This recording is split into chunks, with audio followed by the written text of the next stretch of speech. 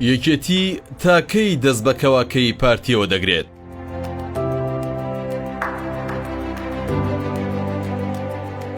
ئەوەی ئێستا لە کوردستانە گوزەرێت بەرەنجامی سیاسەتی هەڵە و کوردبینی لایەنە سیاسیەکانە، بەرەنجامی ئەو ئاڕاستە خراپەیە کە بۆ حکومڕانی کوردستان گیرایە بەرو دەستبەرداری نەبوون. هەڵێ و سەرکردانەیە کە لە 30 ساڵی ڕابردوودا جڵەوی حکومڕانیان بە تۆپزی گرت بەدەستەوە و ئامادە نەبوون گوێ بۆ پێشنیاز و ئامۆژگاری دۆستەکانیش بگرن. ئێستا دەستەبژێری ڕۆشنبیر و کادری سەرکەوتووی ناو حیزب ئەوانن کە ئەتوانن لە چاوتروکانێکدا هەموو کەم و کوڕی لایەنی بەرامبەرت بۆ باس بکەن و لەبەرامبەر کەم و کوڕی حیزبەکەی خۆشیاندا بەدەیان ساڵ قڕ و قەپ بکەن.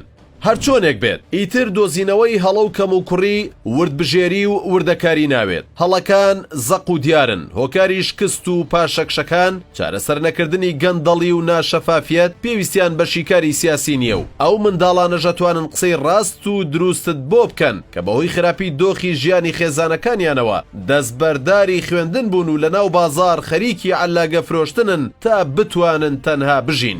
زۆرینەی یەکێتی پارتی تۆمەتبارەکە و بە هۆکاری هەموو خراپیەکان دەیاندەن لە قەڵەم. یەکێتی کە هەر لە سەرەتاوە شەریک و هاوبەشی حکوومەتە و بەشێک لە داهاتی کوردستان لە بندەستی ئەوە چاوی لەوەیە لە ڕێگەی ئەو ڕەخنانەوە شانی خۆی خاڵی بکاتەوە لە بەرپرسیارەتی خراپی دۆخەکە. پارتیش کە زۆرینەی بڕیارە هەستیار و گرنگەکانی لەدەستدایە لە ڕێگەی میدیاکانیەوە خەریکی ناشرینکردن و ڕەشکردنی هاوبەشەکەیەتی. بەڵام کێ هەیە نەزانێت ئەم بازاڕە شێواوەی حکومڕانی کێ دروستی کردووە و کێ سوودمەندەلێی؟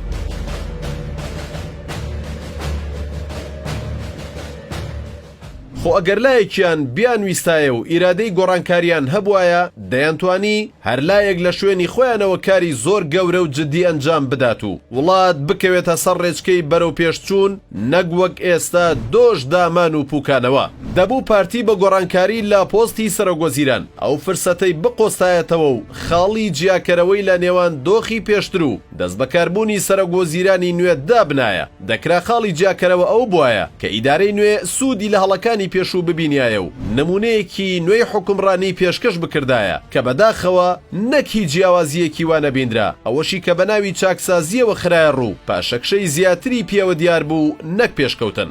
یەکێتی پێش کۆنگرەی چوار سەری زمان و بنی زمانی نوێبوونەوە بوو. دواتر دروشمی گۆڕانکاری و خۆ نوێکردنەوەشی لە گۆڕینی چەندەم و چاوێک کورت کردەوە، ئەوەی گۆڕدرا و لابرا و دوورخرایەوە. ئەو کارەکتەرانە بوون کە دۆخی ڕابردووی ناو یەکێتی خۆی دروستی کردبوون. ئەوان باشیان کردبێت یان خراپ، کارەکانیان ڕنگدانەوەی دۆخە حیزبەکەیان بووە. بۆیە کۆنگرە لە جیاتی ئەوەی سزای دۆخە حیزبەکە بدات و ڕەخنەی لێی هەبێت هەموو هەڵە و کەم و کوڕیەکانی سەری بەشانی ئەواندا. سەرنجامێکێتی بەم هەڵەیەی فرسەتێکی گەورەی لە دەستخۆیدا. دواتر کە کۆنگرە خاڵی دەبێت لەو جەدەلە سیاسیە حیزبی کە پێویست بوو بۆ هەستانەوەی یەکێتی، ئیتر سەرکردایەتی نوێی یەکێتی و ئامانجی کۆنگرەش دەکرێتە قوربانی پشک و حیزبیش لە دەستە بژێرێک ڕێک دەخرێتەوە کە زیاتر لە ئیدارەی فەرمانبەر و بەڕێوەبەر دەچێت نەک بنەمای حیزب و کاری ڕێکخراوەیی.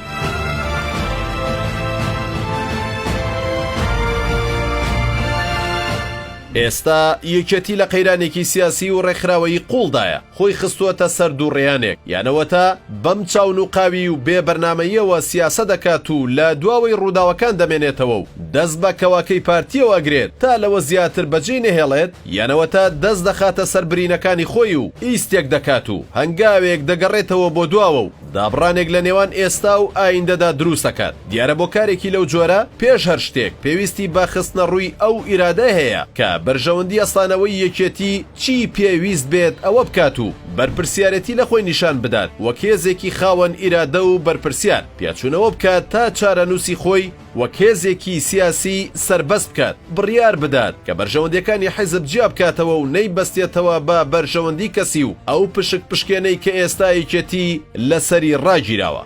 یەکێتیەکان ئەبێت باش لە دۆخی ئێستای خۆیان بڕوانن، ئەوەی کە وای کردووە وەک هێزێکی پاشکۆ و لاواز دەربکەوێت. ئەوە شەراکەت و هاوبەشیکردنی نییە لەگەڵ پارتی، بەڵکو ئەوەی ئەو تێڕوانینەی تۆخ کردوێتەوە ئەوەیە کە یەکێتی وەک حیزبێکی سیاسی خاوەن بەرنامە خاڵیە لە پرۆژە و قەزیەی سیاسی و توانای پێشبینیکردنی نەماوە. هەر بۆیە بەشێکی زۆری ئەو کارەکتەرانەی دەنێردرێنە ناو حکوومەت و پەرلەمان هیچ دنیا بینیەکی حیزبیان نییە و ناوماڵی حیزبیشیان بە خاڵی و بەتاڵە بینەوە لەبوونی هەر بەرنمەیەکی جددی و کاریگەر.